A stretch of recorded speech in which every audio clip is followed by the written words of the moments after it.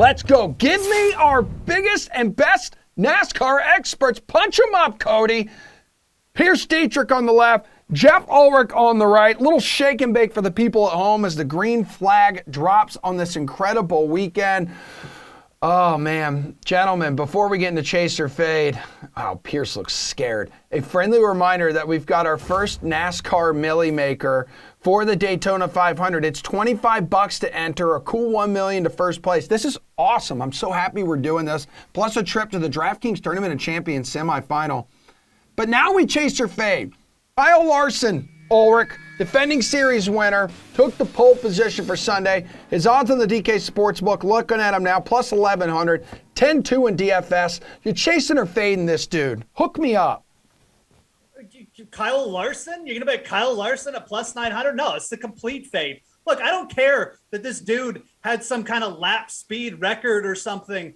This is a complete mutiny waiting to happen. This team, this Hendricks team, or whatever they call themselves, they got 3 racers at the start of this race. You know what happened last year at the Daytona 500, Emerson? Because I researched it last night. Tell me. 2 guys on the same team got in a crash on the last lap.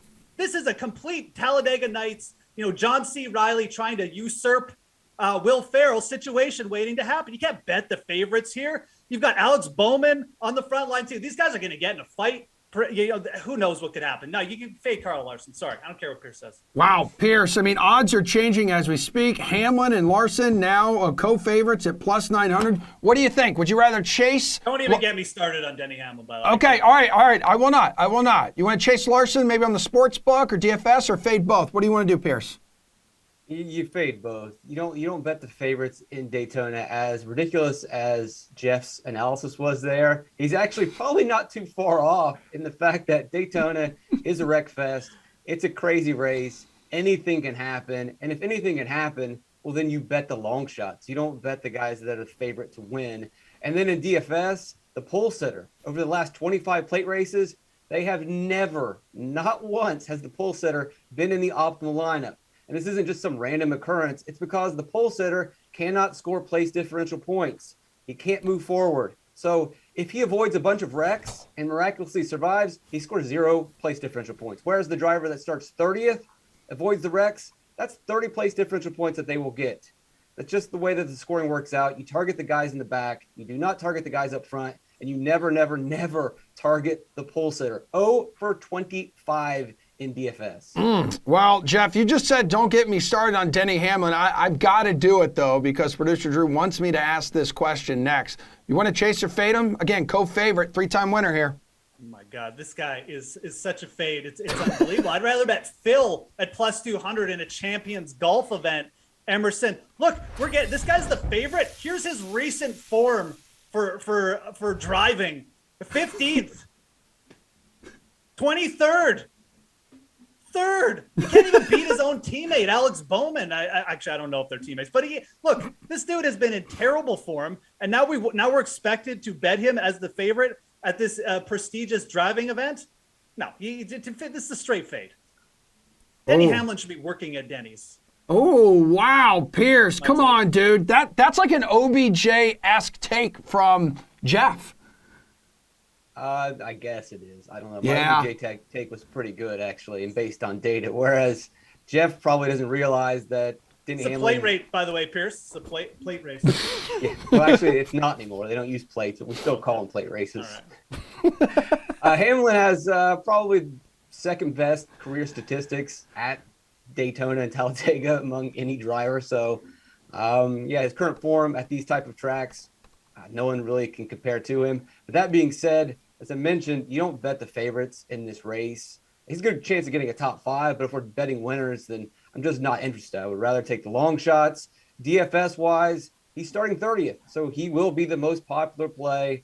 He has success. He has a strategy that has worked out for him in the past. He's very calm and collected, and he'll stay out of harm's way. He'll just stay in the back for most of this race and wait to go late, and then he'll get a top 5 or a top 10 finish. Probably won't help you in the betting markets, but in DFS, he absolutely is going to be the most popular play. He's got the track history, and he's going to get 20 to 30 place differential points just by avoiding the wrecks.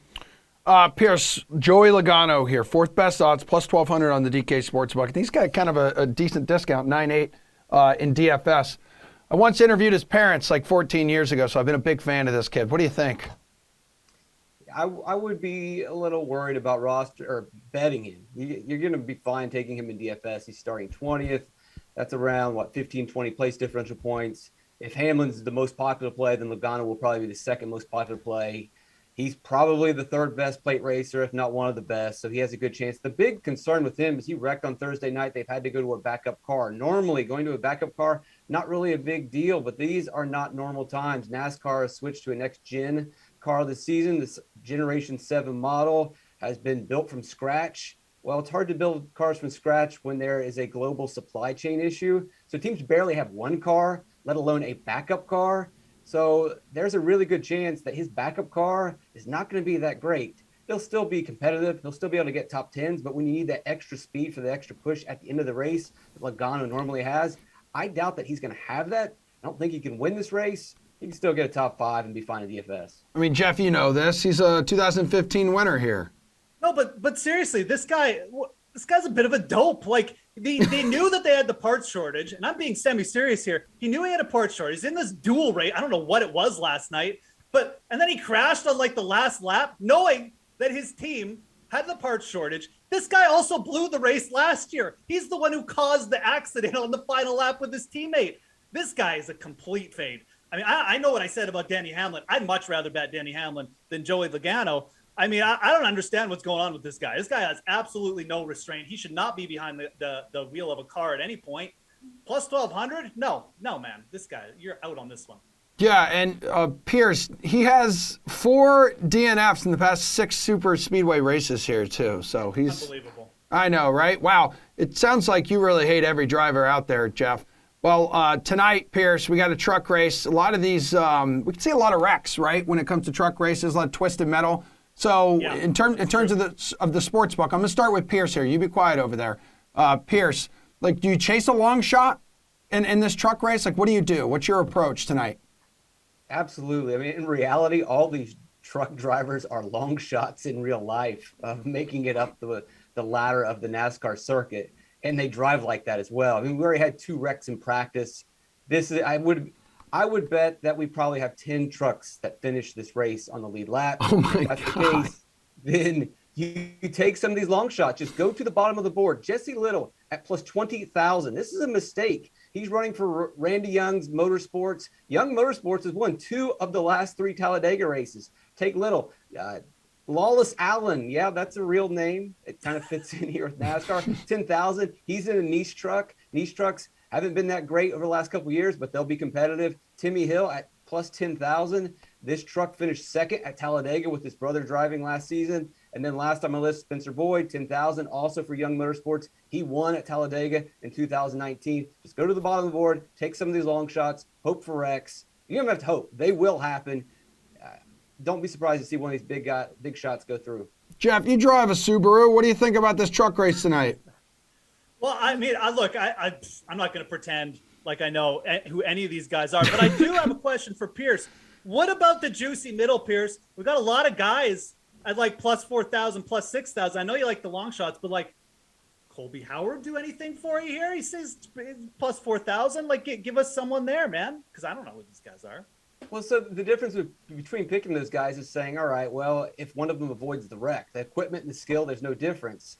So if it's just one of them is going to avoid the wrecks and one's not, then that's just going to be pretty random and pretty lucky. So I just rather would take the long shot in that case. All right. Okay, fine. All right, Pearce, what do you do then for the Xfinity race? So I see Allmendinger is plus 850 to win there. Yeah, you just got to kind of dial this one back a little bit because at the end of this race, typically you're going to need speed. Whereas in the truck race, you can get a push and some of these inferior equipment, inferior drivers can actually fluke themselves into a win. Xfinity, there's going to be wrecks, there's going to be chaos, but there's going to be a handful of decent cars still left at the end. And so you kind of got to dial down your wild shots. But Landon Castle is underpriced at plus 2,000. He's been, a weak driver for most of his career because he's been in poor equipment, but now he is in the best car he's ever been in. And that Colleague racing car, well, Colleague builds the best plate track cars. They have Justin Haley won 4 times at a plate track in this car.